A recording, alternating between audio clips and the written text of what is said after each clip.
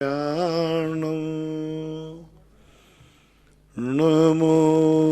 वज्रायाणं नमो लोये सव्यसाहूर्णं।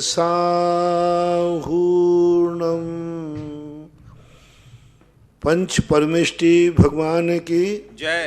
आचार्य श्री गुरुवर कुंद कुंद महाराज की जय। आचार्य श्री गुरुवर विद्यासागर महाराज की जय। परम पूजनीय निर्यापक श्रवण पूज्य श्री सुधा सागर जी महाराज की जय। चुल्लक श्री धैर्य सागर जी महाराज की पूज्य श्री के चरणों में समस्त जिज्ञासा करताओं की ओर से कोटि कोटि नमोस्तु। पूज्य श्री नेमीचंद पिराका सूरत गुजरात से नमोस्तु गुरुवर। मनुष्य जन्म में पुरुष स्त्री नपुंसक के कितने कितने जन्म मिलते हैं? क्या जो कोख में जन्म लेने के पहले मार दिए जाते हैं उनका जन्म भी गिना जाता है? 16 जन्मों का उल्लेख मिलता है, 16 पुरुष के, 16 स्त्री के और 16 नपुंसक के। जो गर्भ में ही मर जाते हैं उनको भी गिनती में लिया जाता है। जैन दर्शन के अनुसार गर्भ में जैसे ही व्यक्ति आता है तैसी उसकी काउंटिंग हो जाती है, मान लिया जाता है। श्रीमती अर्चना संजय क्षीर सागर नंदुरा नमोस्तु गुरुदेव। कोटि कोटि नमोस्तु। मेरा और मेरी परिवार की ओर से नमोस्तु। जिज्ञासा है, आप तो भेजने के लिए जो जो सहयोगी बने उन सभी की ओर से कोटि कोटि नमोस्तु। आप तक जो प्रश्न भेजा, जिज्ञासा है कि जो जो वास्तव में है नहीं, फिर भी मेरे मन को ऐसा लगता है कि वास्तव में है ही। ऐसा मेरे मन को अपने आप के बारे में, अभी अपने आराध्य के बारे में, सभी आदरणीय के बारे में और जिन जिन के बारे में मेरे मन में शल्य है उन सभी के बारे में हर पल ऐसे विचार आते हैं, तो वास्तव में जो है ही नहीं फिर भी मेरे मन में ऐसा लगता है कि वास्तव में है ही। ऐसा मेरे मन का सोचना क्या गलत है? सोचना बिल्कुल गलत है, क्योंकि जो है ही नहीं और कोई संभावना भी नहीं है उनके प्रति अपना भाव आ रहा है तो हमारा प्रमाद भी हो सकता है। कभी कभी पूर्व जन्म के संस्कारों के कारण से भी किसी को अपना माना होगा, लेकिन कई कारणों से अपन ने उनको छोड़ दिया होगा, विद्वेष हो गया होगा। तो ये 2 कारण ही हो सकते हैं। एक तो तुम्हारा खुद का प्रमाद है, तुम्हारी तत्व दृष्टि का अभाव है, महत्वाकांक्षा का एक प्रभाव है। दूसरा, पूर्वभाव का कर्म भी कभी कभी आकर्षित करता है। कर्म पूर्वभाव का संस्कार कोई संबंधी होता है तो ऐसा परिणाम बन सकता है। ऐसा आगम में बहुत सारे उल्लेख पाए गए। तृप्ति जैन मुजफ्फरनगर नमोस्तु महाराज जी। महाराज श्री भरत चक्रवर्ती का महल 84 खंड का था, आपने बताया था, तो ये कैसे बना होगा उस समय? तो इस प्रकार का व्यवस्था कैसी रही होगी, किस प्रकार से बना होगा? क्या सभी चक्रवर्तियों के 84 खंडक रहते हैं? देव पुनीत होता है, उनका जो भी कार्य होता है कोई वर्षों नहीं लगते, बहुत कुछ दिनों में, कुछ समय में ही वो बना करके देव पुनीत, देव ही वो मकान बनाता है। उनकी सारी चीज़ों के लिए व्यवस्था देवता लोग करते हैं, उनके द्वारा बनता है। निर्मल जैन नैनवा नमोस्तु महाराज जी। हमारे परिवार में पातक लगा हुआ है जिसके 12 दिन रविवार को हो जाएंगे। शुक्रवार 18 तारीख को बच्चे का जन्म हो जाता है। तो महाराज जी शंका यह है कि सूतक लगेगा या नहीं? क्यों? 18 तारीख को बच्चे का जन्म हो गया और 20 तारीख तक पातक मरने का सूतक चल रहा था, तो 18 को जन्म हो गया बच्चे का। हाँ, तो 18 का जन्म का माना जाएगा। तो जन्म का मानेंगे कि जो चल रहा मरने का पहले से 12 तारीख से चल रहा है, तो इसमें खत्म हो जाएगा। हाँ, इस मरने का चलता रहेगा ना 13 दिन तक। तो वो इसके बाद पार कर रहा है कि फिर जो बड़ा होगा उसको मानना पड़ेगा। हाँ, यदि 13 दिन का आगे निकलता है तो 13 दिन का मानना पड़ेगा, और जन्म का आगे निकल रहा है तो जन्म, जो उसका ज़्यादा निकल रहा है वहाँ तक सूतक आपको मानना पड़ेगा। जैसे मान लीजिए किसी का कोई मरण हो गया, उसके 10 दिन निकल गए, 3 दिन बाकी हैं, और उस समय जन्म हो गया, तो जन्म का सूतक अभी 10 दिन का है, 7 दिन और चलेगा। और किसी का कोई मरण हो गया, मान लीजिए पहले ही दिन जन्म हुआ, पहले ही दिन मरण हो गया, तो अब कौन सा सूतक चलेगा? क्योंकि जन्म का 10 दिन का, मरण का 13 दिन का, तो 13 दिन का चलेगा। अमित जैन पुलगांव महाराष्ट्र नमोस्तु गुरुदेव, कोटि कोटि नमोस्तु। जिज्ञासा है, आपने कहा कि अपने व्यापार में सुबह की कमाई दान के रूप में निकाल देनी चाहिए, तो गुरुदेव उस दान की राशि से पूजा का द्रव्य ले सकते हैं क्या, या फिर तीर्थ आदि में ही दान करना चाहिए? कोई बात नहीं, आप अपने किसी भी रूप में, दान का अर्थ किसी भी रूप में लिया जा सकता है। कोई भी दान के कितने रूप हैं, औषधि दान में भी ले सकते हो, गरीबों की सहायता में भी ले सकते हो, गौशाला में भी ले सकते हो, देव साध गुरु के निमित्त से भी ले सकते हो। जितने भी परोपकार के या अपने परमार्थ के कार्य हैं, उन दोनों कार्यों में किसी भी रूप में लेने में कोई आपत्ति नहीं।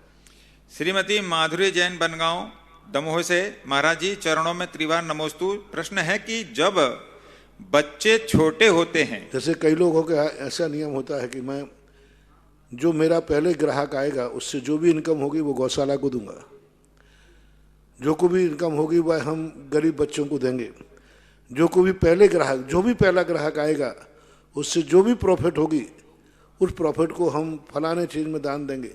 तो ये आप, और दान नियत नहीं है, कभी बदल भी सकते हो, कभी किसी में कभी किसी में।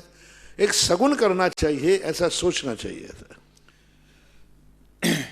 इनका प्रश्न है कि जब बच्चे छोटे होते हैं तो माँ बाप उन्हें डरा के रखते हैं उनकी भलाई के लिए, तथा जब वही बच्चे बड़े हो जाते हैं और माँ बाप बूढ़े हो जाते हैं तो वह बच्चे अपने माँ बाप को डरा के रखते हैं। वह अपनी मर्जी से कुछ भी कर नहीं सकते तथा माँ बाप अपना पूरा जीवन बच्चों को खुश करने में लगे रहते हैं, फिर भी वह बच्चे खुश नहीं होते। इसमें किसका सौभाग्य तथा किसका दुर्भाग्य? तुमने खुद अपने आप ही कह दिया कि बचपन में बच्चे को माँ बाप डरा के रखते, बुढ़ापे में डरते रखेंगे। तो खुद ही कह रहे हैं, माँ बाप यदि अपने बच्चे को अच्छे तरह संस्कारित रखें तो वो भी रखेंगे। सीधी बात, इसका बहुत कुछ प्रभाव पड़ता है। एकांत तो नहीं कह सकता सर्वथा, लेकिन माँ बाप को बचपन में ही सोचना चाहिए। कोई भी हरकत करते समय ये सोचें कल ये मेरा बेटा भी यही हरकत करेगा। आप लोग अपने माँ बाप को छोड़कर अपने बच्चों को लेकर अलग चले जाते हैं। जितने लोग ये अलग हो रहे हैं अपने माँ बापों से, बच्चे के ऊपर वो प्रभाव पड़ रहा है। बड़ा होकर वो भी तुमसे अलग होगा, वो भी तुम्हारे साथ लड़के अलग होगा। देखना वो करेगा, वो क्योंकि तुमने वही किया। इसलिए सबसे सरल तरीका ये है कि जो अपने बच्चों से तुम चाहते हो वही तुम अपने माँ बाप के साथ व्यवहार करो। तुम चाहते हो कि बच्चा बुढ़ापे में मेरी सेवा करे, तो आप भी अपने माँ बाप की बुढ़ापे में सेवा करो। तुम चाहते हो कि माँ बाप, मेरा बेटा बुढ़ापे में मेरा सहारा बने, तुम भी माँ बाप के सहारे बनो। सबसे बड़ी चीज़ है, सबसे बड़ा प्रभाव इसका पड़ता है। मैंने बहुत कुछ देखा भी है, 70-80% प्राय यही देखा जाता है कि तुम अपने माँ बाप के साथ क्या व्यवहार करते हो। इसलिए हर व्यक्ति को जब वो अलग होता है अपने बच्चों को लेकर के, बस मेरा ये प्रवचन याद रखना, कल मेरे पास से भी मेरे बच्चे मुझे बुढ़ापे में ऐसा ही असहाय छोड़ करके अलग हो जाएंगे, उसकी कल्पना कर लेना, फिर तुम्हारी मर्जी पर ऐसा कर लेना। दूसरा प्रश्न है कि मैंने सोना दान देने की इच्छा की थी कोरोना काल के पहले, परंतु कोरोना की वजह से मैं वहां जा नहीं पा रही हूं, तो मुझे क्या निर्माल्य का दोष लगेगा? नहीं, उसको अपने आप भिजवा देना या किसी प्रकार के बाद में भेज देना। डॉक्टर अंकित जैन, सारंगपुर, परम पूज्य गुरुदेव के चरणों में नमोस्तु। छायोपसमिक चारित्र और देश संयम में मूलतः क्या अंतर है? छायोपसम चारित्र जो है, देश संयम को भी छायोपसम चारित्र कहा गया है, लेकिन छायोपसमिक चारित्र जो है 6-7वें गुणस्थान तक चलता है। उसके बाद उपसम और सहायक चारित्र हो जाता है। तो छायोपसम चारित्र का विस्तार है। छायोपसम चारित्र के 2 रूप हैं। एक सकल संयमी भी छायोपसम चारित्र ही होते हैं। जितने भी मुनिराज होते, चाहे वो तीर्थंकर भी क्यों ना हो, 6-7वें गुणस्थान में सबका चारित्र छायोपसम ही होता है। सभी का, तीर्थंकरों का भी, जितने मुनि दीक्षा लेते हैं। दूसरा छायोपसम चारित्र देश संयमी की अपेक्षा है। 2 प्रतिमा से लेकर के 11 प्रतिमा तक, शुल्ला, केला, कारिका तक, इनका भी देश संयम है। पंचम गुणस्थान है, इनका छायोपसम चारित्र होता है। इसलिए दोनों में अंतर है। छायोपसम चारित्र व्यापक है, देश संयम एक गुणस्थान, एक पद विशेष, श्रावक विशेष से बंधा हुआ है। लतांश जैन, कोटा, नमोस्तु मुनिश्री। जिज्ञासा है, कुछ ऐसे ब्रह्मचारी भैया लोग जो महाराजों का नाम लेकर बदनाम करते कि इतने रुपए लिखवाओ दान में, तब मुनिश्री के आशीर्वाद दिलाऊंगा, शांति धारा में नाम बुलवाऊंगा। तो मेरी जिज्ञासा है कि वो इस प्रकार से जो करते हैं तो वो बाध्य नहीं ठीक है करना क्या? चाहिए। देखो, बाध्य नहीं करना। दान के लिए मैं सबसे ज्यादा प्रेरणा देता हूँ, लेकिन मैंने आज तक किसी को ये नहीं कहा तुम शांति धारा कराओ, ये नहीं कहा कि तुम इतने रुपए की करो। नहीं, ऐसा नहीं। दान का प्रेरणा दो, उपदेश दो। बिना दान के कराने से ऐसा ही फल मिलता है जैसे बिना सिंचाई के खेत में गेहूं फलता है। उदाहरण दो आप, एक खेत में गेहूं बोया, उसमें सिंचाई की, दान आपके दान की सिंचाई है क्रिया की, तो क्रिया आपका बीज है, खेत है। लेकिन यदि दान पूर्वक करोगे तो वो सिंचाई के समान फलेगा। लेकिन उनको बाध्य करना, ये करना वो करना, बाध्य नहीं करना चाहिए। मेरा तो इस पक्ष में नहीं है। कोई भी शर्त नहीं लगाना चाहिए कि आशीर्वाद के लिए पैसे की कोई ज़रूरत नहीं होना चाहिए। आशीर्वाद मिले या नहीं मिले, लेकिन ऐसा कहना कि तुम इतना दान बोलो तो आशीर्वाद मिलेगा, इतना दान बोलो तो तुम्हारे यहाँ आहार होंगे, इतना दान बोलो तो हम नहीं, ऐसा नहीं करना चाहिए, ठीक नहीं। हाँ, महिमा बताओ, कोई भी हो, आहार दान हुआ है साधु का, खुशी में आप लुटाओ। नगर सरी के पत्तन दीने, मुनराज के आहार में लोग पता नहीं क्या क्या दान दे देते, पंच आश्चर्य होते। तो दान देने की मनाही नहीं है। यदि कोई कहे कि आहार दान के बाद दान देना चाहिए, लेकिन बाध्य नहीं करना चाहिए तुम इतना ही दो, तुम इतना ही दोगे तब ऐसा होगा। ये परंपराएं अच्छी नहीं हैं, ठीक नहीं है। ब्रह्मचारियों को विचार करना चाहिए, और ऐसे ब्रह्मचारी यदि कोई करता है तो साधुओं को भी विचार करना चाहिए। शीला जैन भोपाल से, मेरे आराध्य गुरुवर के चरणों में नमोस्तु। जिज्ञासा है कि आपकी वजह से हमारे जीवन में सुख शांति समृद्धि आई और जैन धर्म के प्रति अटूट आस्था बढ़ गई। गुरुदेव, हम आपका और जिनकी वजह से आपको लाइव सुन पा रहे हैं उनका उपकार कैसे चुका पाएंगे, इसके लिए कृपया बताएं। अब लाइव वालों का तो बहुत बड़ा सहयोग है। करोड़ों करोड़ रुपया दान देना वो एक अलग चीज है। एक पंचरणा के विधान करते हैं अपन, लाखों रुपया खर्च करते हैं, लेकिन जब व्यक्ति उतने ही सुन पाते हैं जो यहाँ आ पाते हैं। लेकिन लाइव के माध्यम से मैं तो कहता हूँ, कोरोना काल में सबसे ज्यादा लोगों ने धर्म किया है, सबसे ज्यादा लोगों ने प्रवचन सुने हैं, सबसे ज्यादा लोगों ने जिज्ञासा समाधान सुने हैं। नहीं तो यदि, क्योंकि सब लोग घर में थे, जब लॉकडाउन नहीं था तो सब लोग, कोई बाजार जा रहा है, कोई व्यापार कर रहा है, कोई दुकान जा रहा है, लेकिन सब एक साथ घर में बैठ करके सबको सुना। और यदि ये लाइव नहीं होता तो मैं ही भी क्या करता, प्रवचन यहाँ 2-4 लोग हैं, क्लास लगा लेता।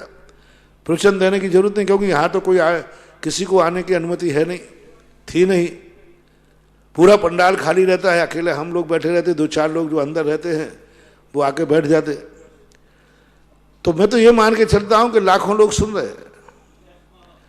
तो बहुत बड़ा इन लोगों ने लॉकडाउन के समय और अभी भी, जब भी ये लाइव पुण्यार्जक जो करते हैं, इनका भारी पुण्य, बहुत पुण्य। यानी जितने लोग सुन रहे हैं उन सब का भाग उनके खाते जाता है जिनकी तरफ से लाइव पुण्यार्जक चलता है। आप कल्पना करें इससे लाभ कितना है। कितने लोग हैं जो यहाँ आ सकते हैं, नहीं आ सकते, आप गृहस्थ हैं, लेकिन आप तक की वाणी पहुँचाना ये बहुत बड़ा काम है, बहुत बड़ा। जिन जिन को ये सुनने मिल रहे हैं, जिस समय आपको लाइव चलता है, मेरा तो कहना है जिन जिन को लाइव से सुनने से, चाहे वो जिनवाणी चैनल हो, चाहे पारस चैनल हो, चाहे सुधा कलश हो, विदेशों में तो सबसे ज्यादा लाभ सुधा कलश से हो रहा है। सबसे ज्यादा, ऐसा बताया था उन्होंने कि विदेशी लोग तो कहते हैं कि हमें तो सबसे ज्यादा लाभ सुधा कलश से हो रहा है। और जो लोग नहीं सुन पाते क्योंकि यूट्यूब पे मिल जाता है, तो ये तीनों चैनलों के माध्यम से जिन जिन लोग को जो लाभ मिल रहा है, मेरा उनसे एक ही कहना है, मुझे नमोस्तु बोलने की अपेक्षा उनका फोन नंबर लेकर उनको एक बार जय जिनेंद्र कर लेना चाहिए, जिसका भी हर महीने शुरू होता है, हर महीने बदल जाता है। तो जैसे नाम बदले कि अब फलाने व्यक्ति का नाम चल रहा है, तो जितने श्रोता दुनिया में सुन रहे हैं सबको एक एक फोन करके उनको जय जिनेंद्र करना चाहिए कि आपका धन धन्य है, आपकी मति धन्य है कि आपकी बदौलत हमारे लिए यह पुण्यार्जन करने का मौका मिल रहा है। इससे दो काम होंगे। पहला काम तो होगा कि उस व्यक्ति को पता चलेगा कि हमारे दान देने से, हमारे लाइव चलाने से कितना फायदा है। दूसरा, तुम्हें यह फायदा होगा कि आज तुम लाइव चलाने के लिए समर्थ नहीं हो। यदि लाइव चलाने वालों को जय जिनेंद्र करोगे तो एक दिन कभी तुम्हारी भी समर्थ हो जाएगी कि तुम भी कभी 1 महीना का लाइव पुण्यार्जन करने के योग्य हो जाओगे। तुम्हारे मन में ऐसी शक्ति आ जाएगी, तुम्हारा समर्थ आ जाएगा, इनकम आप सोर्स हो जाएगा कि तुम भी कहोगे, जैसे आज तुम कह रहे हो कि धन्य है जो लाइव चला रहे हैं, ऐसे ही तुम चलाओगे और सारी दुनिया कहेगी धन्य है कि ये लाइव चला रहे हैं। दूसरों को अपन लाइव की बात की धन्यता कह रहे हैं हम, तो ये परिणाम भी साथ में करना चाहिए कि कितने धन्य है लोग अपने पैसे से सारी दुनिया को प्रवचन जिज्ञासा सुना रहे हैं। वो दिन कब आएगा कि मैं भी 1 महीने का पुण्यार्जन करके मेरे धन के माध्यम से सारा जगत गुरु की वाणी सुने। ऐसा परिणाम तुम्हारे अंदर आएगा जब तुम उनको, इसलिए जब भी महीना शुरू हो जिसका, उसका नाम तो आता ही होगा, उसमें नीचे नाम चलता है ना, नाम चलते होगा, नंबर लेकर उसको एक जय जिनेंद्र कर लो। जय जिनेंद्र करने में क्या बिगड़ता है? जय जिनेंद्र करने में तुम्हारे लिए बहुत लाभ है, करना चाहिए। ऋषभ जैन, अंकुर कॉलोनी सागर, नमोस्तु गुरुवर। पंचम काल के अंत में राजा मुनिराज से आहार का पहला ग्रास टैक्स के रूप में ले लेता है। मुनिराज अंतराय करके आ जाएंगे और अवधिक ज्ञान से जान लेंगे कि पंचम काल का अंत आ गया है। हमारी आयु 3 दिन शेष है, सो सल्लेखना ले लेंगे। इस तरह प्रातः काल की बेला में धर्म नष्ट हो जाएगा। दोपहर में एक असुर राजा की हत्या कर देता है, राज नष्ट हो जाता है और शाम को अग्नि समाप्त हो जाती है। जिज्ञासा है कि 6वें काल में क्या अग्निकाय जीवों का अभाव रहेगा, केवल 4 स्थावर ही रहेंगे? अग्निकाय जीव तो रहेंगे, अभी भी भरे पड़े रहते हैं, यहाँ भी भरे पड़े, लेकिन अग्निकाय के ज्वलन से यानी अग्नि भी रहेगी, एकदम खत्म नहीं हो गई, यानी पाक अग्नि नहीं रहेगी। भोजन पकाने वालों की अग्नि रहेगी। अग्नि तो सब जगह विद्यमान रहती है, लेकिन वो तुम्हारे कोई काम नहीं है। गर्मी बढ़ेगी, हीट बढ़ेगी, लेकिन लकड़ी नहीं रहेगी, वनस्पतियाँ खत्म हो जाएंगी। जलाओगे कैसे? घी नहीं रहेगा, तेल नहीं रहेगा, कुछ भी नहीं रहेगा, जलाओगे कैसे? क्योंकि अग्नि जलने के लिए ईंधन चाहिए, और ईंधन का अभाव हो जाएगा तो लकड़ी का, अग्नि का जीव तो रहेंगे, अग्नि नहीं रहेगी। अभिषेक कुमार जैन, इंदौर। मेरे जीवन निर्माता गुरुवर के चरणों में कोटि सा नमोस्तु। पूज्य श्री, जिज्ञासा है क्या सल्लेखना पूर्वक मरण करके मोक्ष प्राप्त किया जा सकता है? सल्लेखना से मोक्ष की नहीं, सल्लेखना तो स्वर्ग का कारण है, भव निश्चित करता है। वहाँ उस समय हमारे यहाँ ध्यान कहते हैं। सल्लेखना पूर्वक मोक्ष की स्थिति तो हमारे ध्यान में नहीं आई, लेकिन ध्यान में करने से मोक्ष जरूर मिलता है। अब चाहे आप उसको सल्लेखना कह दो, बाहुबली भगवान ने अन्न जल का त्याग करके बैठ गए। अब उसको सल्लेखना कहना है तो कहो, ध्यान कहना है तो ध्यान कहो, क्योंकि इनका प्रश्न और ध्यान आगे है, इनका आगे इसी में जुड़ा हुआ है कि अंतःकृत केवली, उपसर्ग केवली जो उपसर्ग सहते सहते मोक्ष प्राप्त कर लेते, क्या उनकी सल्लेखना समाधि माननी चाहिए? इसको हमारे यहाँ तप और ध्यान कहा है। उसी को जब मोक्ष की स्थिति बनती है तो तप और ध्यान होता है। सल्लेखना वही जीव लेते हैं जिनको मोक्ष की संभावना नहीं है, तो वो अपने संसार के भव सीमित करने के लिए, इस भव में मोक्ष तो नहीं मिल रहा है, लेकिन मनुष्य पर में सल्लेखना लेकर के हम अपने संसार के भव को सीमित कर सकते हैं। तो भव सीमित करने के लिए सल्लेखना ली जाती है। अतः मोक्ष के लिए सल्लेखना का रूप नहीं है। प्रक्रिया भली वही हो सकती है, लेकिन बहुत सारी प्रक्रियाएं ऐसी हैं जो सल्लेखना के समय हैं, लेकिन ध्यान के समय तो ध्यान में बैठ गए, बस खत्म हो गए। सल्लेखना में तो संकल्प करना पड़ता है। अब मैं अन्न जल का त्याग करता हूँ, अब मैं पुत्रमार्थिक प्रतिक्रमण करता हूँ। मोक्ष जाने के लिए ऐसा कुछ नहीं करना कि अब मैं सब कुछ त्याग करता हूँ, नहीं। ध्यान में बैठे, कोई संकल्प नहीं था, कोई विचार नहीं था, माँ ध्यान में बैठे और केवल ज्ञान हो गए। पारसनाथ का कोई विचार नहीं था कि हम यहाँ बिजोलिया में आके ध्यान करेंगे, कोई विचार नहीं था। माँ तकेला ध्यान में बैठे और ध्यान इतना तीव्रता से लगा, केवल ज्ञान हो गए। सल्लेखना संकल्प पूर्वक होती है, मोक्ष संकल्प पूर्वक नहीं होता। संलेखना बुद्धि पूर्वक होती है। अन्न जल सब त्याग किया जाता है।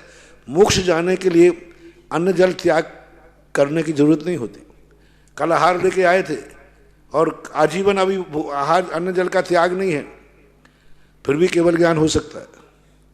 भरत चक्रवर्ती को नहीं मालूम था कि मुझे केशलोंच करते केवल ज्ञान होगा। भरत चक्रवर्ती ने केवल ज्ञान करने के पहले ये नहीं कहा था मैं आजीवन अन्न जल का त्याग करता हूं, ऐसा नहीं कहा। उसने दीक्षा ली थी, दीक्षा लेने बैठा, केवल ज्ञान हो गया। अंजन चोर ने संलेखना पूर्वक संकल्प नहीं किया था, दीक्षा की याचना की थी, दीक्षा लेते लेते मोक्ष हो गया। तो संलेखना में और मोक्ष में बहुत अंतर। मोक्ष निर्विकल्प संकल्प से रहित एकाग्रता का नाम है, और संलेखना एक संकल्प पूर्वक, विधि पूर्वक, बुद्धि पूर्वक किया जाता है।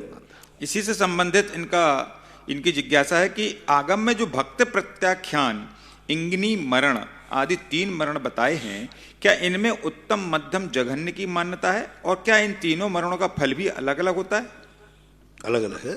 इंगिनी मरण, प्रायोग गमन, भक्त प्रत्याख्यान मरण। इंगिनी मरण, प्रायोग गमन मरण में 1 भाव 2 भाव शेष रहते हैं, ज्यादा भाव में नहीं रहता। और इंगिनी मरण, प्रायोग गमन बहुत तपस्या है। बहुत तीर्थंकर ऋषभ देव के पूर्व भाव में जब थे, उन्होंने प्रायोग गमन मरण के साथ अपने जीवन का अंत करके स्वर्ग गए, 9वें ग्रेविक आदि में गए। तो है संतर। आगम जैन, गुहारा, मध्य प्रदेश से पूज्य श्री के चरणों में कोटि सा नमन। मेरी जिज्ञासा है कि सप्तभंगी का स्वरूप क्या है, उदाहरण सहित बताने की कृपा करें। सप्तभंगी का अर्थ है व्यवहार में जो आने वाली वस्तुओं का। कोई एक व्यक्ति है, वो बेटे की अपेक्षा पिता है, लेकिन उसी समय वो पिता की अपेक्षा बेटा है, लेकिन वो दोनों को एक साथ व्यवहार करे। और पिता की अपेक्षा बेटा नास्ती है और बेटे की अपेक्षा पिता नास्ती है। बेटे की अपेक्षा पिता अस्थि है, एक बेटा है, उसका वो पिता है, अस्थि है, लेकिन वो अपने पिता की अपेक्षा पिता नहीं है, नास्ती है। स्वचतुष्टय की अपेक्षा अस्थि, पर चतुष्टय की अपेक्षा नास्ती है। और अस्थि और नास्ति का एक समय में व्यवहार करना है। इधर बेटा है, इधर पिता है, बीच में व्यक्ति को दोनों के साथ एक साथ व्यवहार करना है। संभव है क्या? आगे पीछे नहीं, बेटा है और पिता दोनों को एक साथ अनुभव में लाना है और एक साथ व्यवहार करना है। वो तो अवक्तव्य हो जाएगा। इधर आशीर्वाद भी देना है, इधर पैर भी छूना है, और दोनों की अनुभूति करना है। अवक्तव्य कहलाता है। स्याद अस्थि, स्याद नास्ति, स्याद अवक्तव्य। और इन्हीं के भेद जो करते हैं अस्थि और नास्ति। अस्थि और नास्ति जो दोनों वस्तु अस्थि रूप भी है, उसी समय नास्ति रूप है। कथन की अपेक्षा अस्थि अवक्तव्य, क्योंकि जिस समय नास्ति कहेंगे उस समय अस्थि अवक्तव्य। मैं पुत्र नहीं हूं, मैं पुत्र, नास्ति कह रहा है तो इसका अर्थ तो बेटे की अपेक्षा पिता है। तो अस्थि अवक्तव्य जब हम नास्ति का कथन करते हैं तो अस्थि अवक्तव्य हो जाता है, अस्थि का कथन करते हैं तो नास्ति अवक्तव्य हो जाता है, और जब दोनों का कथन करते हैं तो अस्थि नास्ति अवक्तव्य हो जाता है। तो इस प्रकार के 7 भंग बनते हैं। 4 तो अवक्तव्य बनते हैं, 4 तो अवक्तव्य बनते हैं। अस्थि अवक्तव्य, नास्ति अवक्तव्य, अवक्तव्य, अस्थि नास्ति अवक्तव्य। और 3 बनते हैं अस्थि नास्ति और अस्थि नास्ति। ऐसे 7 भंग अपने व्यवहार में आते हैं। शब्द बड़ी कठिन है, लेकिन इनके बिना संसार चल ही नहीं सकता। ये सप्तभंगियां जो हैं ये संसार चलाने की एक व्यवस्था है, परमार्थ नहीं है। ये तत्व को समझा जाता है, इससे व्यवहार किया जाता है, ऐसा माना जाए। भरतेश जैन सागर, नमोस्तु गुरुदेव। विद्याधरों के पास जो विद्या होती है वह देव होते हैं। विद्याओं में कुछ कुल देवता होते हैं, कुछ विद्या सिद्ध करते हैं। जिज्ञासा यह है, विद्याधरों के पास विद्या के रूप में जो देव होते हैं वे 4 निकायों में से किस निकाय के देव होते हैं? पूरा स्वर्गीय जो देवगण हैं वो सब बंटवारे में है। देवों का बंटवारा होता है और ये बंटवारे के रूप में रहते हैं। कौन को कहाँ की व्यवस्थाएं हैं, किसको कहाँ, किसको चक्रवर्ती की व्यवस्था संभालना है, किसको तीर्थंकर की व्यवस्था संभालना है, किसको अर्धचक्री की व्यवस्था संभालना है। देवों का ग्रुप है कि ये ग्रुप अर्धचक्री की सारी अवस्थाएं संभालेगा, ये को चक्रवर्ती के चक्ररत्न को इसको संभालेगा, ये देव देवतियाँ तीर्थंकरों के पंचकर्णा को संभालेंगे। पूरा बंटवारा है। जैसे आप लोगों के यहाँ नाई है, खाती है, बाड़ई है, टेलर है, तो ऐसे बंटवारे हैं, इसी प्रकार से वहाँ भी बंटवारे हैं, सब में बंटवारा होता है। इसी प्रकार विद्याधरों के लिए कौन से देवता कार्य करेंगे, वो बंटवारा है। कौन से विद्याधर को करेंगे, कुल देवी के रूप में, कुल देवता के रूप में जो विद्याधर हैं वो कौन से देवता उस गद्दी के देव माने जाएंगे। कौन यदि वो तपस्या करता है तो कौन से देवता उसको सिद्ध होंगे। ये सारा का सारा डिवाइड। इसलिए तो सौधर्मिंद को पुरंदर कहते हैं। पुरंदर का अर्थ है वो इन सब बंटवारों पर निगरानी रखता है, सब बंटवारे उसी के अंडर में आते हैं। और उस संबंधी वहाँ चूक होती है तो सौधर्मिंद को कहता है कि तुम्हारी ड्यूटी थी, तुमने ड्यूटी क्यों नहीं दी वहाँ पर। सिद्धि कौन से देवता होते हैं वो भी सब लोग सिद्ध नहीं कर सकते। अब रही बात 4 निकायों में कौन से निकाय होते हैं, ये तो निश्चित है कि सबसे ज्यादा इन सिद्धियों में अभ्यंतर और भवनवासियों का नाम आता है। सबसे ज्यादा सिद्धियों में ये जितने कार्य करते हैं, 1200 विद्याएं हैं, ये सब भवनवासी अभ्यंतर होते हैं। चक्रवर्ती आदि के साथ जितने हैं भवनवासी अभ्यंतर होते हैं। वैमानिक देवों के संबंध में मात्र अकेला तीर्थंकर के साथ में उल्लेख मिला है। प्रेजेंट आगम में निषेध भी नहीं, समर्थन भी नहीं। अर्धचक्री हैं, चक्रवर्ती हैं, इनके साथ में जितना भी वैभव मिला सबका सब वैभव भवनत्रक में से मिलता है। लेकिन तीर्थंकरों के संबंध में जो भी वैभव मिलता है भवनत्रकों के साथ साथ वैमानिक का मिलता है। तो आगम में जब प्रैक्टिकल खोजते हैं तो तीर्थंकर को छोड़कर सभी के साथ में जो व्यवहार है, चाहे वो विद्याधर श्रेणियों का हो चाहे विद्याधर, वो भवनत्रक में से ही होना चाहिए। और तीर्थंकर ये तो हुआ आगम। अब ऐसा कोई अलग से उल्लेख नहीं मिल रहा है स्पष्ट रूप से कि कौन से निकाय के देव ये विद्याओं को विद्याधर के लिए काम करते हैं। नाम तो मिले कि फलाना विद्याधर फलाने विद्या के रूप में रहता है, ये भी मिलता है। तो अपन अभी जो उदाहरण के रूप में यही मानना चाहिए, तीर्थंकर के साथ वैमानिक भी रहते हैं, शेष के साथ भवनत्रक रहते हैं, ऐसा मानना चाहिए। कुचित कदाचित कहीं कोई वर्णन मिले तो उसको ग्रहण कर लेना चाहिए। परम पूज्य आचार्य गुरुवर संत शिरोमणि से 108 विद्यासागर जी महामुनिराज के परम प्रभावक शिष्य जगत पूज्य निर्यापक समण मुनि पुंगव श्री सुधासागर जी महाराज के पवित्र पावन चरणों में जिनवाणी चैनल और सुधा कलश चैनल के माध्यम से देख रहे देश विदेश के सभी श्रावकों की ओर से कोटिशः नमोस्तु नमोस्तु नमोस्तु गुरुवर।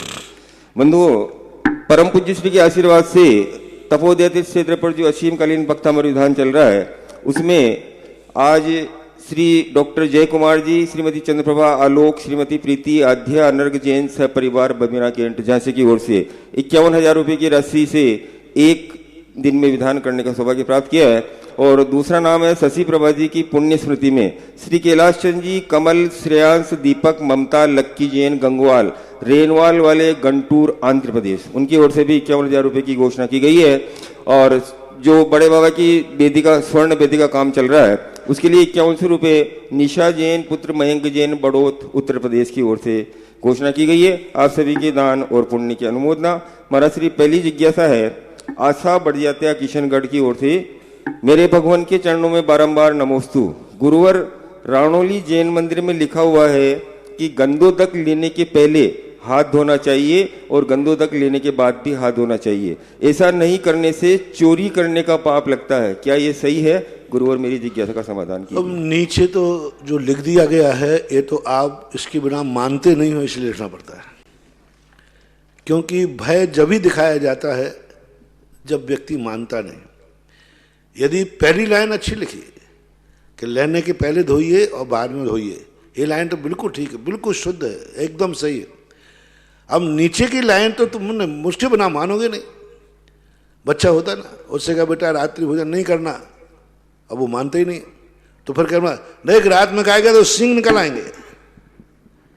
तो अब ये डर जो है उनके लिए दिखाने के लिए लिखा है, कोई बाधा नहीं है, लेकिन अपन को धोना चाहिए हाथ, धोना अच्छी बात है। दूसरी जिज्ञासा है चित्तौड़गढ़ से ओम प्रकाश जी राजकुमार जी बच की ओर से। पूरे परिवार का कोटि कोटि नमन। पूज्य गुरुदेव, मेरी जिज्ञासा है कि जब श्रावक किसी धार्मिक आयोजन में समाज में बोली लगाता है और रुपए देने के समय अनेक प्रकार की शर्त रखने लगता है और कार्य पूरा होने के 3 वर्षों तक पेमेंट नहीं करता और कमेटी को परेशान करता है, तो कमेटी को मंदिर खाते से भुगतान करना पड़ता है। ऐसी स्थिति में कमेटी को क्या करना चाहिए? क्योंकि मार्केट में तो भुगतान कर दिया, ऐसा करने से कमेटी का निर्माल्य का दोष लगा क्या? और जो बोली के सबसे बड़ा दोष तो दातार को लगा। दान देने वाले को हमेशा ध्यान रखना चाहिए। 3 प्रकार के दानों से मैं हमेशा व्यक्ति को सचेत करता हूं। पहला दान तो जिस खाते में आपने बोला है कहीं वो कम तो नहीं है। जैसे आपने कमरा बनाया, कमरा 5 लाख का बना और कमेटी ने आपको 3 लाख 4 लाख कर दिया, तो फिर आपको सोचना चाहिए भाई आप 4 लाख कर दिए हैं और कमरा में 5 लाख लगेगा तो 1 लाख कौन लगाएगा? तो तुम्हारे पदाधिकारी कहें चिंता मत करो मैं लगा दूंगा तो ठीक है। वो कहे नहीं मंदिर से लगेगा। मंदिर में कहां से आया? अन्न मत का पैसा है, गुल्लक का पैसा है, गरीबों का पैसा है और तुम्हारे में लग जाएगा तो 4 लाख का पुण्य भी तुम्हारा फीका पड़ जाएगा। यदि आपका पैसा कम है और लागत ज्यादा है तो सहयोग लिखाइए कि भाई इस कमरे में मेरा सहयोग है 3 लाख का 4 लाख का। तो जितना कि जो वस्तु का अपन ने नाम लिखाना चाहते या जो वस्तु अपन समर्पित करना चाहते पूरा दान देना चाहिए जितनी लागत लगती है। दूसरी बात है कि जब दान बोलते हैं बिना मांगे दान की बोली देना चाहिए। बिना मांगे दान की बोली देना चाहिए, मांगना नहीं। बिना मांगे जो दान दे देता है वो अमृत के समान फलता है। और जितने बार कमेटी मांगेगी आपका टीएडीए लगेगा। कमेटी का टीएडीए कटेगा उतना। ये बात अलग है कि कमेटी ने से पहले ही तुम्हारा तय हुआ, कमेटी ने कहा साहब आप बोल दीजिए जब मुझे जरूरत पड़ेगी तब मांग लेंगे, या पहले दिन आप कह दीजिए कि भाई देखो मैं ये बोली ले रहा हूं, जब आप काम लगाएं जब आप जरूरत पड़े तो ले लेना, फिर कोई दोष नहीं है।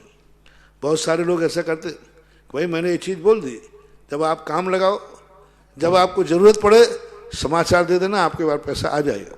इसमें कोई खुलासा करने में कोई बाधा नहीं है। लेकिन तुमने तो बोल दिया और फिर उसके बाद कमेटी 10-10 बार फोन कर रही है, 10-10 बार कह रही है, और तुम दुनिया भर के ऐसी गलती मत करना।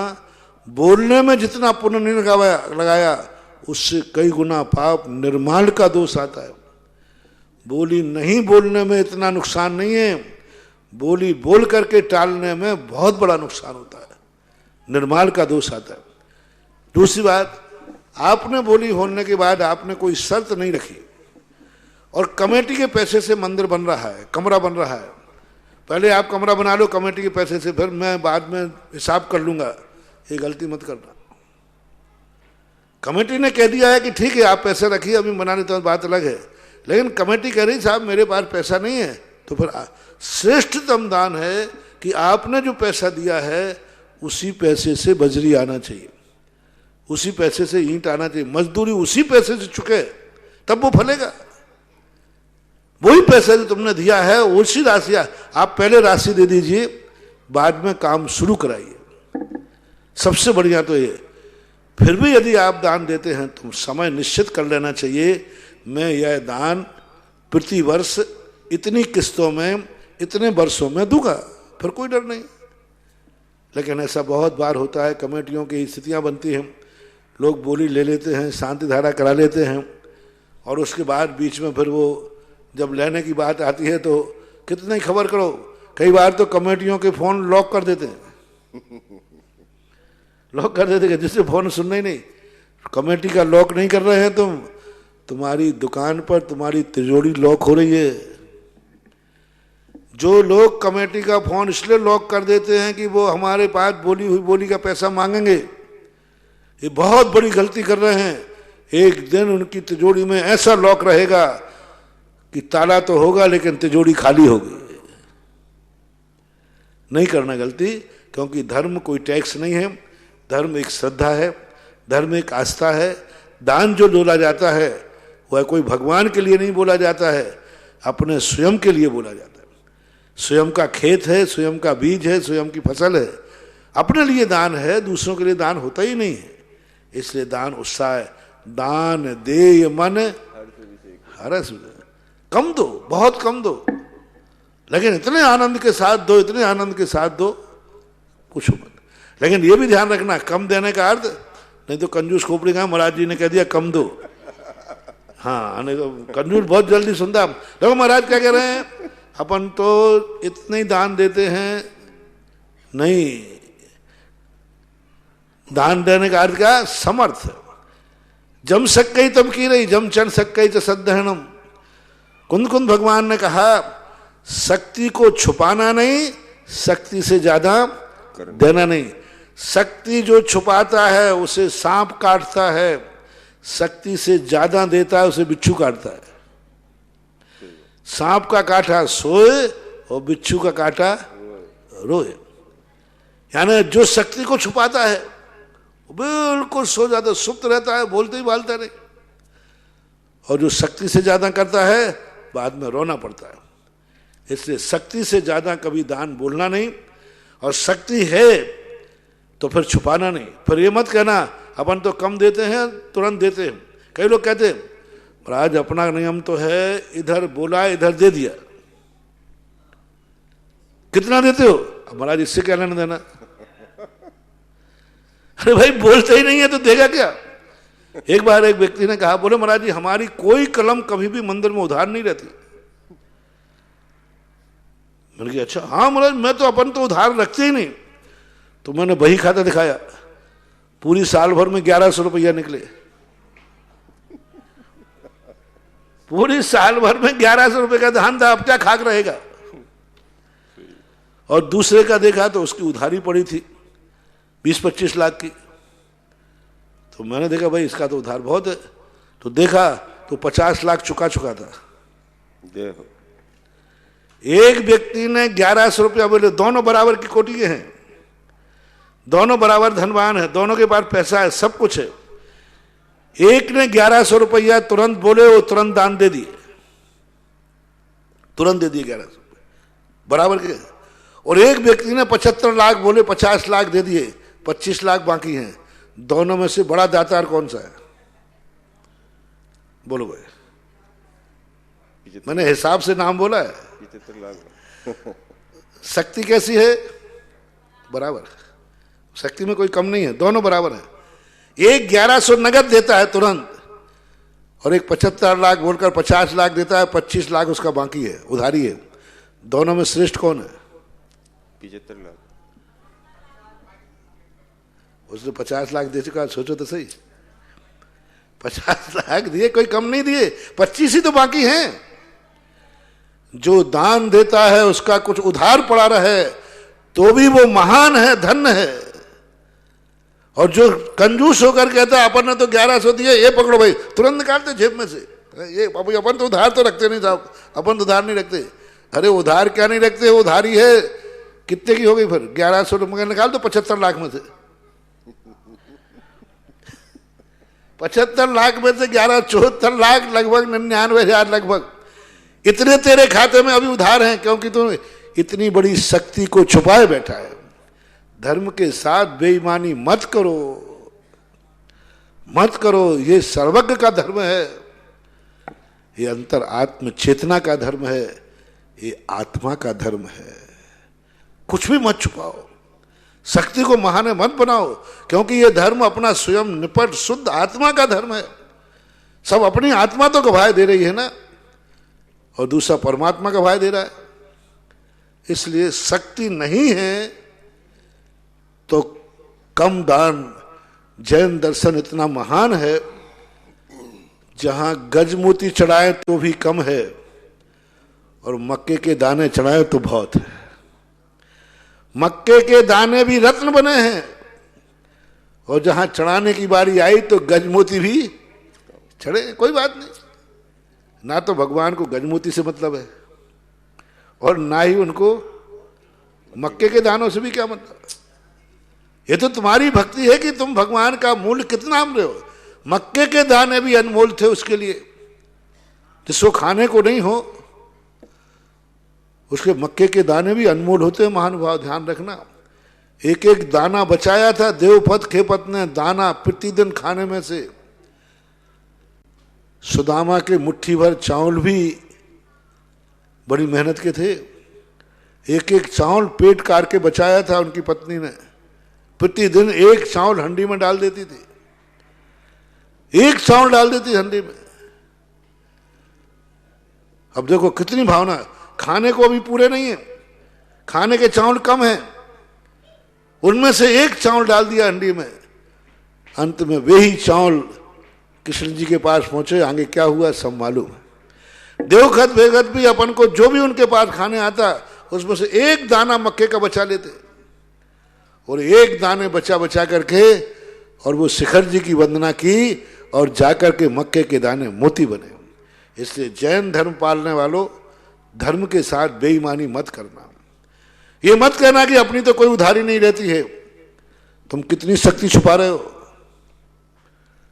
ये धर्म सबको जानता है, कर्म सिद्धांत है। इसलिए जम सकई तम की रही, श्रद्धा से करो।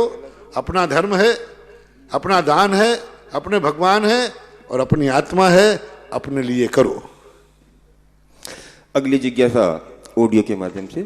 श्रावकों के जीवन में देव पूजा, गुरु पास्ती, स्वाध्याय, संयम, तप और दान नामक षडावश्यकों की पुनः स्थापना के द्वारा श्रावकों का परम उपकार करने वाले अस्माकं गुरुदेव निर्यापक श्रमण पूज्य मुनिपुंगव सुधा सागर जी महाराज के पावन चरणारविंद में मैं अरुण कुमार जैन प्राचार्य सांगानेर संस्थान के सकल परिवार की ओर से सविनय त्रिकाल नमोस्तु अर्पित करता हूँ। घर घर में जिनवाणी स्वाध्याय की परंपरा के स्थापनार्थ आपकी पावन प्रेरणा से 12 वर्षीय स्वाध्याय पाठ्यक्रम की योजना प्रारंभ की गई थी, जिससे उत्तर से लेकर दक्षिण तक पूरे भारत के हजारों स्वाध्याय प्रेमी नर नारी लाभान्वित हो रहे हैं। कोविड-19 के संक्रमण के चलते इस वर्ष होने वाली परीक्षाएं अभी संभव नहीं हैं, परंतु सभी का स्वाध्याय भी निरंतर आगे बढ़ता रहे, इस दृष्टि से दिनांक 1 जनवरी 2021 से आगामी पाठ्यक्रम में प्रवेश प्रक्रिया प्रारंभ की जा रही है। पूज्य प्रवर, उक्त परिस्थितियों में हमारी जिज्ञासा है कि क्या परीक्षा दिए बगैर आगामी कक्षा की पढ़ाई प्रारंभ करना उचित होगा? हे गुरुवर, कृपया समाधान के द्वारा भारतवर्षीय स्वाध्यायशील जनता को अपना पावन आशीर्वाद प्रदान करें। नमोस्तु गुरुवर। परिस्थितियां सब कुछ करा देती है। परीक्षा के बिना अगले साल का कोर्स चालू किया जा सकता है, लेकिन परीक्षा तो होना ही चाहिए, बड़ी लेट हो, क्योंकि ऐसा कॉलेजों में होता है, यूनिवर्सिटियों में होता है। जब कभी कोई पेपर आउट हो जाता है या पेपर रुक जाता है तो वो पेपर लेट में होता है, अगस्त में, सितंबर में होता है, तो फिर विद्यार्थी आगे जाकर के एडमिशन ले लेता है और एडमिशन लेकर के वो पढ़ाई शुरू कर देता है आगे की, और वहाँ लिख दिया जाता है रिजल्ट आने पर यदि फेल हो गया तो नाम काट दिया जाएगा, पास हो गया तो नाम लिखा रहेगा। ये व्यवस्था कॉलेजों में, यूनिवर्सिटियों में भी है, क्योंकि कई परिस्थितियाँ होती हैं। अगली साल क्यों खराब की जाए, और पेपर लेट होगा क्योंकि पेपर आउट हो गया था। तो ये परिस्थितियां कानून के अनुसार भी पोस्टपोन की जा सकती हैं कि इस साल परीक्षा अपन कोविड के कारण से नहीं ले पा रहे हैं, इस परीक्षा को पोस्टपोन किया जाए, रद्द नहीं किया जाए, और अगले चतुर्थ साल का कोर्स चालू कर दिया जाए। क्योंकि बहुत सारे लोग बैठे हुए हैं कि हमें आगे का कोर्स दिया जाए, किताबें दी जाए, बराबर उनको कोर्स भेजा जाए और उनसे ये कह दिया जाए कि पिछले वर्ष की तैयारी, अभ्यास चालू रखें। जैसे ही अनुकूलता बनेगी तृतीय वर्ष की परीक्षा ले ली जाएगी, और हो सकता है कि अगले साल तृतीय और चतुर्थ काल दोनों कोर्सों को मिलाकर के और एक साथ एग्जाम दिया जा सकता है। इसलिए वो पिछला कोर्स भूलेंगे नहीं और नए कोर्स को चालू कर देना चाहिए। चतुर्थ काल का जो ग्रंथ है, जो कोर्स रखा है, उनको उन तक भेजना चाहिए, अति शीघ्र भेजना चाहिए, मेरा आशीर्वाद है। बंधुओं, श्रमण संस्कृति संस्थान सांगानेर के माध्यम से जो पूरे भारतवर्ष में द्वादशीय द्वादश वर्षीय स्वाध्याय पाठ्यक्रम चल रहा है, उसका नवीन सत्र 2021 में प्रवेश हेतु आवेदन पत्र आप दिनांक 1 जनवरी 2021 से 31 मार्च 2021 तक सामान्य शुल्क द्वारा भर सकते हैं। इसमें सिद्धांत प्रवेशिका प्रथम वर्ष के पाठ्यक्रम में नवीन स्वाध्यायार्थी तो आवेदन करेंगे ही, साथ ही सन 2020 की परीक्षा में जिन्होंने आवेदन किया था और उनकी अभी परीक्षा नहीं हो सकी है, वे भी अगले पाठ्यक्रम का आवेदन कर सकते हैं। विस्तृत जानकारी सभी केंद्रों पर तथा व्हाट्सएप के माध्यम से आपको प्रदान की जा रही है। और इसके अलावा आप ये नंबर नोट कर ले, मैं नंबर बोल रहा हूँ, इन नंबरों पर भी आप संपर्क कर सकते हैं। पहला नंबर है 9785511102, दूसरा नंबर है 9785511105। एक बार पुनः मैं बोल रहा हूँ 9785511102, दूसरा नंबर है 9785511105। इन नंबरों पे भी आप संपर्क करके द्वादश वर्षीय पाठ्यक्रम का कोई भी क्रम अपना टूटना नहीं चाहिए। जो नवीन लोग एडमिशन लेना चाहते हैं वो भी एडमिशन अपना फॉर्म भरें। जिन्होंने 1 साल दे दिया है, परीक्षा नहीं हो पाई, तो हर क्लास वाला सब क्लासों की पढ़ाई चालू हो जाना चाहिए, क्योंकि संस्कार नहीं छूटना चाहिए। अपना जो संस्कार है, एक बार अभ्यास को गैप पड़ जाएगा तो फिर कठिन हो जाता है, और संस्कारों का इतना बड़ा प्रभाव पड़ता है, बहुत ज़्यादा। जैसे देखो अपन लोग सब हिंदी भाषी ज़्यादातर हैं, अब इतना प्रभाव पड़ता है, अपन इंग्लिश भी पढ़ते हैं लेकिन हिंदी बोलते बोलते बीच में इंग्लिश का नाम ले लेते। जैसे कहते हैं बुके लाओ, बुके, अब बताओ बुके शब्द कौन सा है? और अच्छे अच्छे लोग, अभी अपने पंडित जी प्राचार्य अरुण जी शास्त्री जो है, ये बहुत प्रकांड विद्वान है। आज व्याकरण में दिगंबर जैनियों में नंबर 1 पर है, व्याकरणाचार्य। अब पूरा हिंदी में इन्होंने प्रश्न किया, लेकिन बीच में एक शब्द अस्माकम बोल दिया, अस्माकम गुरु, यानी पूरा हिंदी था, पूरा हिंदी था।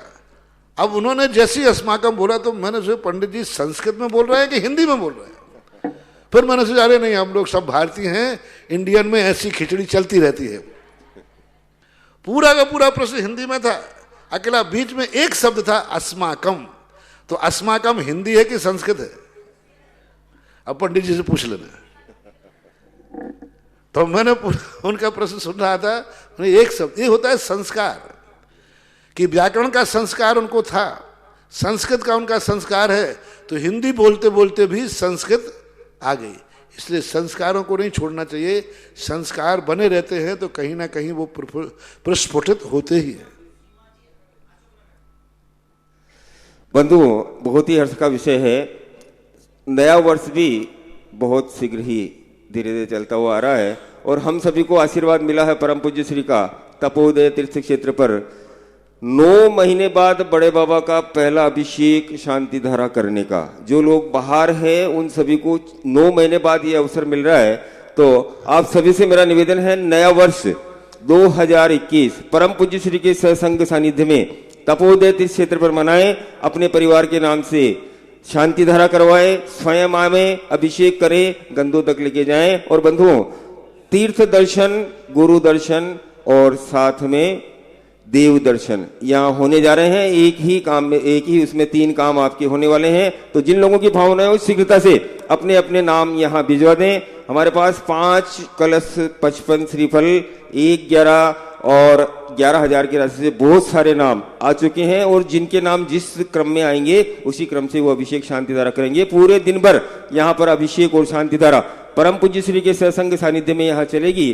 तो आप लोग अपनी अपनी भावनाएं बनाएं। और तपोदय तीर्थ क्षेत्र जो ऐसा क्षेत्र है जहां पर भगवान पार्श्वनाथ मुनि अवस्था में विहार करते हुए पधारे और तीर्थंकर भगवान बनकर यहाँ से विहार किया, ऐसे पवित्र पावन क्षेत्र पर आप पधारें और नया वर्ष यहाँ मनाएं और पूरा वर्ष आपका मंगलमय हो। इन्हीं भावनाओं के साथ अगली लोगों का एक प्रश्न आ रहा है कि महाराज जी, पिछली बार केवल ज्ञान स्थली पर बहुत बड़ा महोत्सव हुआ था, इस बार सारा कार्यक्रम यहीं हो रहा है वहाँ, तो अभी देखो कमेटी व्यवस्था बनाई, क्योंकि इस बार बड़ी दिक्कत वाला मामला है कि कैसे यदि हो सकता है तो देखता हूँ आज सुबह सुबह बड़े बाबा का अभिषेक हो, दोपहर में गगन बिहारी का हो। जय हो। क्योंकि शांति धारा उस दिन दिन भर चलेगी, दिन भर का आज 2-3 बार शांति धारा होगी। तो आज अपन बैठ करके इस पर थोड़ा विचार करके अनुकूलता बनेगी। तो अभी तो बुश के बड़े बाबा के ऊपर ही सारा कार्यक्रम है, यदि अनुकूलता बनी तो देखेंगे। क्योंकि मौसम का भी तो रहता है ना, पिछली बार कार्यक्रम तो रख लिया, लेकिन सुबह जो बादल होकर शीत हवा चली तो मुश्किल हो गया था, और फिर दोपहर में धूप निकल आई थी। देखते हैं कैसे बनता है। अगली जिज्ञासा श्रीमती सीमा जी, अशोकनगर। महामुनिराज के चरणों में त्रिवार नमोस्तु नमोस्तु नम। महर्षि मांगे तुंगी में रामचंद्र जी लक्ष्मण जी को अपने कंधे पे लिए हुए हैं और वो मृत हैं लक्ष्मण जी, तो उनको वो मोक्षगामी थे रामचंद्र जी, तो उनको कोई पाप नहीं लगा क्या रामचंद्र जी को? रामचंद्र पाप नहीं लगा ऐसा? हाँ, वो लक्ष्मण जी को टांगे नहीं, ना, क्या तो होता उनका है मृत कि शरीर था ना। मोह की प्रबलता थे, मोह की प्रबल। जैन दर्शन के अनुसार राम और लक्ष्मण का इतना अकाट प्रेम था कि मोह एक ऐसी परिणति होती है जो अपने स्वरूप को भी भूल जाते।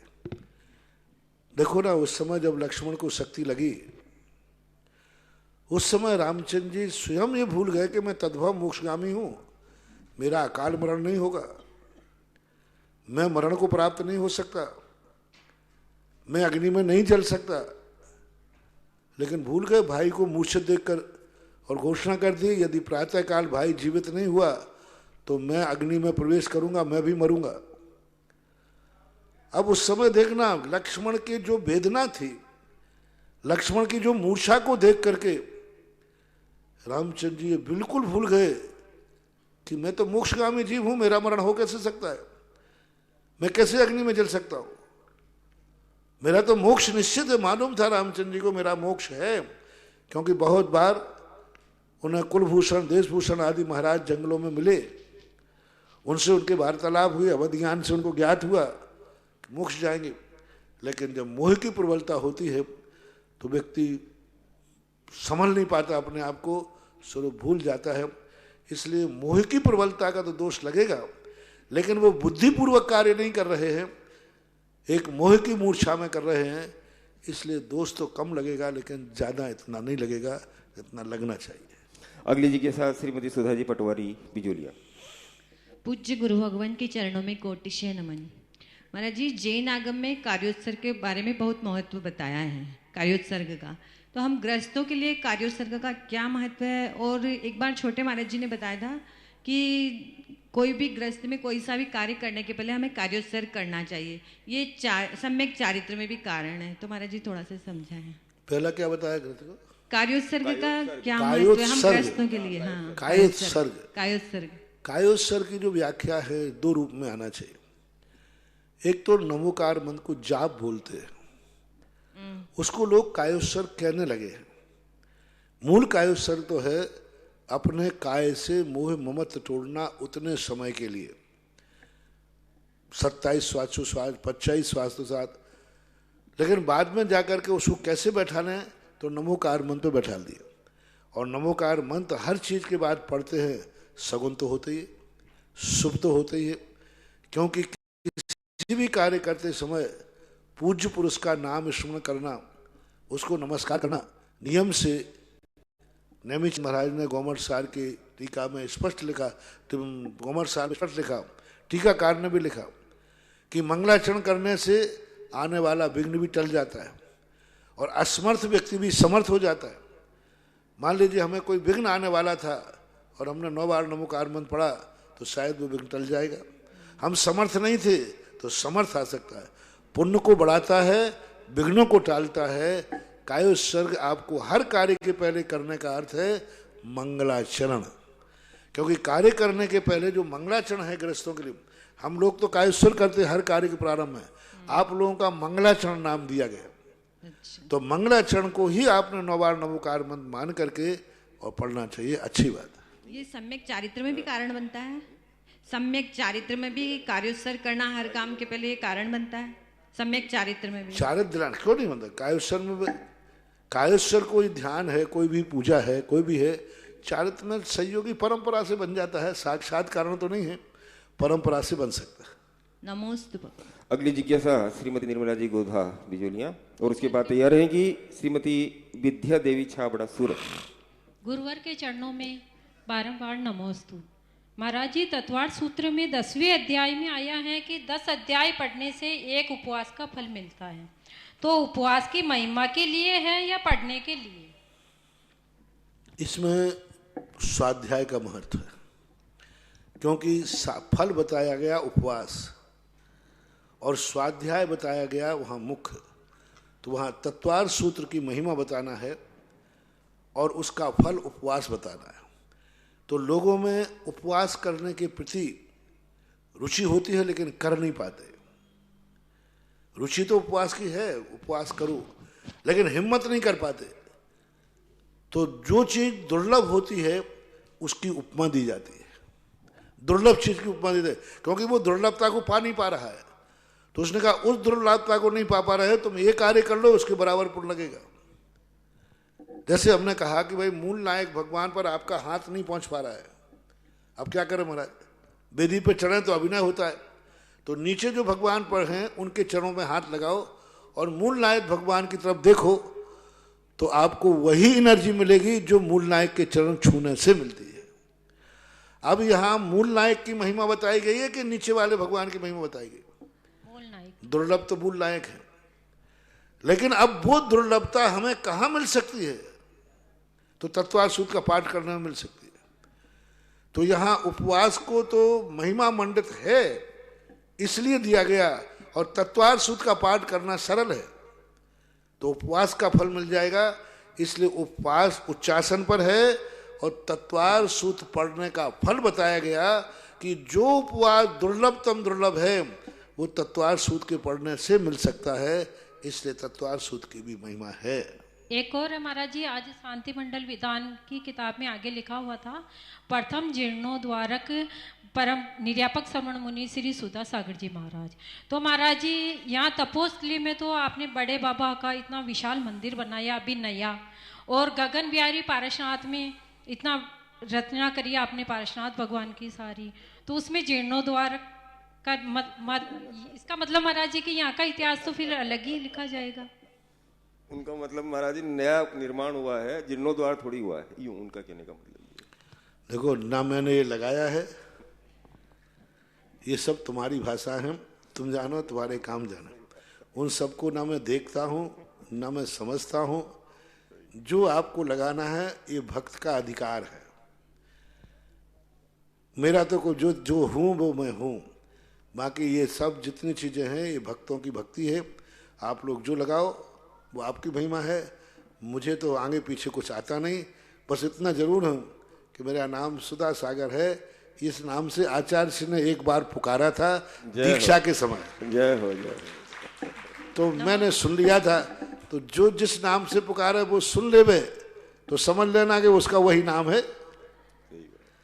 बस आगे पीछे मुझे पता नहीं है क्या है। अगली जिज्ञासा श्रीमती विद्या देवी छाबड़ा सूरत। हमारे छाबड़ा परिवार के आराध्य गुरुदेव के चरणों में नमोस्तु नमोस्तु नमोस्तु।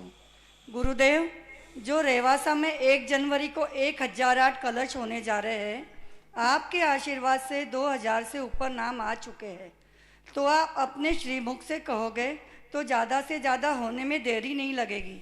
और हम लोग ये सब चाहते हैं कि वहाँ पर भक्तामर असीम भक्तामर विधान भी चालू हो जाए, तो फिर रेवासा का और उद्धार बहुत अच्छा है। अभी 1008 कलशों के स्थान पर 2008 कलश के लिए मैंने तो सारे भारत के लिए कहा है, दिगंबर जैनियों के लिए टेक टू ऑर्डर है। जो मेरी बात मानते हो, 1 जनवरी को हर व्यक्ति को, जितने पुरुष वर्ग हैं, प्रत्येक व्यक्ति को कहीं ना कहीं अभिषेक करना ही है। इसलिए करना है कि 2021 आपको मुबारक हो, जय हो, आपके लिए मंगलदायी हो। सगुन के रूप में करना है, मत करो धर्म के रूप में, सगुन के रूप में करो। और हर व्यक्ति को जहां जिसका तीर्थ क्षेत्रों के पास में जो निकटवर्ती क्षेत्र हो, उन तीर्थ क्षेत्रों में जाओ तो और डबल सगुन। अपने नगर के कॉलोनी के मंदिर में करना और तीर्थ क्षेत्र में जाकर अभिषेक करना। तीर्थ क्षेत्र के अभिषेक करना उसका बहुत बड़ा सगुन होता है, बहुत बड़ा सगुन। इसलिए सबसे पहले प्रयास करो 1 जनवरी में किसी भी तीर्थ क्षेत्र पर जो आपकी श्रद्धा आस्था बने वहां जाके अभिषेक करो। शक्ति हो तो शांति धारा करो। 1 जनवरी को शांति धारा करना कितना बड़ा सगुन का कारण है। यानी साल का पहला दिन भगवान के शांति धारा यानी गुणों की यानी भगवान के 34 अतिशय तुम्हारे गंधोदक में प्रस्फुटित हो रहे हैं। और 1 जनवरी के दिन आपके नाम से शांति धारा होगी। तो 1 जनवरी को समर्थ हो तो शांति धारा करो, नहीं है तो कलश करो। लेकिन बस इतना ही ध्यान रखना, साल भर भरी तुम फोकट में करते रहना, 1 जनवरी को कोई व्यक्ति फोकट में अभिषेक ना करे, अपने कुछ ना कुछ दान देकर करे। मैंने कहा ना, एक सूखे खेत में फंसा गेहूं बोना और एक सिंचाई के खेत में बोना, गेहूं वही है, बीज वही है, लेकिन बिना सिंचाई का खेत दान देकर जो क्रिया की जाती है वो सिंचाई के खेत के समान दान फलता है। ये बाहर के लोग आ रहे हैं, देखो मिक्सिंग नहीं होना, देखना चाहिए। आप लोग इधर नहीं भाई, आपका उधर स्थान नहीं है, देखना चाहिए। थोड़े से में चूक होने में देर नहीं लगना। एक ही व्यक्ति टच हो गया तो सब गड़बड़ हो जाएगा, 9 महीने की मेहनत खराब हो जाती है। अंतिम जिज्ञासा। इसलिए आपको कहना है कि कोई भी चीज है तो किसी व्यक्ति को जहां भी अभिषेक करें आप लोग कुछ ना कुछ वहां दान दें। कमेटी निर्धारित कर ले तो अच्छा है, नहीं करें, मान लो कमेटी नहीं करे, उदारता दिखाए, तो तुम्हें तो कोई ना कोई दान वहां देना ही है। दान पूर्वक 1 जनवरी का अभिषेक करना है। ये पैसा इकट्ठा करने के लिए नहीं कह रहा हूं, तुम्हारे सगुन के लिए कह रहा हूं। 1 जनवरी को आपका दान रूपी बीज बोया जाएगा तो उचित समय पर दिया हुआ बीज उचित फलता भी है। ऐसा करना। महाराज जी, कल्याण मंदिर स्तोत्र के बारे में एक सवाल है। और भक्तांबर स्तोत्र की जहां तक बात है, हाँ, सुमतनाथ भक्तांबर, उसके लिए पहले आप 365 नाम कर लीजिए। 365 नाम करने के बाद ही आशीर्वाद दे पाएंगे, क्योंकि 365 नाम हुए बिना वो असीमकालीन भक्तांबर है, फिर टूटना नहीं चाहिए। पहले इस पर विचार करें, बाद में देखें। अगली जिज्ञासा श्रीमती संतोष जी पटवारी। नमोस्तु महाराज जी, नमोस्तु नमोस्तु। महाराज जी, महावीर भगवान ने कहा जियो और जीने दो, इसके पीछे क्या विशेष दृष्टिकोण था क्या? क्योंकि वो ये भी कह सकते थे कि जीने दो और जियो। उत्तमा स्वात्म चिंता स्या देह चिंता च मध्यमा। सबसे पहले व्यक्ति अपनी चिंता करता है। यदि वो कहते थे जीने दो और जियो, तो महावीर से यही कहते तुम्हें दूसरों की दिखती, हमारी तो कुछ सोची नहीं। तो व्यक्ति का नेचर है कि सबसे पहले वो अपनी चिंता करना चाहता है। तो उन्होंने कहा तुम जियो पहले, पर दूसरे को भी जीने दो। और यही नीति होती है, उत्तमा स्वात्म चिंता स्या देह चिंता च मध्यमा। अपनी सबसे पहले चिंता करो, क्योंकि व्यक्ति जब स्वयं जिएगा तभी तो दूसरे को जिंदा रख पाएगा। और जो स्वयं ही मर रहा हो वो दूसरे को कैसे जिंदा रख पाएगा, ये तर्क भी है। अंतिम जिज्ञासा ब्रह्मचारिणी डॉक्टर पारुल जी जैन, भाग्योदय सागर और स्वाति जैन सर्राफ, दमोह। बोलिए। नमोस्तु नमोस्तु नमोस्तु मुनिवर के चरणों में। महाराज जी, मैं बाल ब्रह्मचारिणी डॉक्टर पारुल जैन सागर से हूँ। महाराज जी, कोतमा से हूँ, उदय चंद दादाजी परिवार का नमोस्तु। महाराज जी, मेरी शंका यह है कि जैसे महाराज जी मेरी शंका यह है कि जैसे महाराज जी लोग, माता जी लोग होते हैं, तो उनकी पहचान होती है कि वो निर्ग्रंथ हैं, और जैसे गृहस्थ जीवन के लोग होते हैं उनकी पहचान होती कि वो श्रृंगार करते हैं या उनकी एक व्यवस्थित दिनचर्या होती है। तो महाराज जी, व्रतियों का जीवन कैसा होना चाहिए? मतलब उनकी पहचान और उनकी दिनचर्या क्या होनी चाहिए? व्रतियों का जीवन की सबसे बड़ी पहचान होती है वेशभूषा, सादा जीवन, उच्च विचार। उनके वेशभूषा से, उनके आचरण से, उनकी कुछ ऐसी क्रियाएं होती हैं जिन क्रियाओं को देख करके पानी पी रहा है छान के पी रहा है, भोजन कर रहा है मौन से कर रहा है, शुद्ध कर रहा है, नीचे देख के चल रहा है, बोलते समय भी हर कहीं यहाँ वहाँ देख के नहीं चल रहा है, चलते समय वो नीचे देख के चल रहा है, वृत्ति की पहचान है। बोलते समय अमर्यादित नहीं बोल रहा, मर्यादित बोल रहा है, ये उनकी पहचान होती है। तो ये कुछ क्रियाएं ऐसी होती हैं जिनके माध्यम से वृत्ति की पहचान होती है। समता स्वभाव अलग देखने में आ जाता है कि त्यागी पुरुष है। नमोस्तु महाराज जी, नमोस्तु। और एक नाम और था, बोलिए जल्दी बोलिए। नमोस्तु भगवान, नमोस्तु भगवान। बच्चों को अच्छे संस्कार देने में हम माता पिता का क्या रोल होना चाहिए? अच्छे संस्कार होने के लिए सबसे पहले स्वयं अच्छा होना चाहिए। मैं सदा कहता हूं कि बड़े आदमी को कैसा होना चाहिए, माता पिता को जो दुर्गुण हम अपने छोटों में नहीं चाहते हैं वे दुर्गुण स्वयं में नहीं होना चाहिए। सबसे बड़ा तो यही कर्तव्य है। हर व्यक्ति अपने से छोटों को सुधरा हुआ जानना चाहता है, स्वयं बिगड़ा हुआ रहना चाहता है। एक बाप गाली देता है और सोचता है कि बेटा कभी गाली नहीं देवे। बेटा को बाप गुटखा खाता है, कहता है बेटा कुछ भी नहीं खावे। ऐसा नहीं हो सकता। जो दोष हम छोटों में नहीं चाहते हैं वह दोष स्वयं में नहीं होना चाहिए। अच्छे माता बेटा बनाने के लिए अच्छे माँ बाप बनना जरूरी है, यह पहला लक्षण है। नमोस्तु नमोस्तु। आज की जिज्ञासा प्रदान का समय यही समाप्त हुआ है। इस कार्यक्रम के पुण्यार्चक थे श्री कंवरलाल जी, महावीर प्रसाद जी पाटनी, आर के ग्रुप, मदनगंज, किशनगढ़, राजस्थान।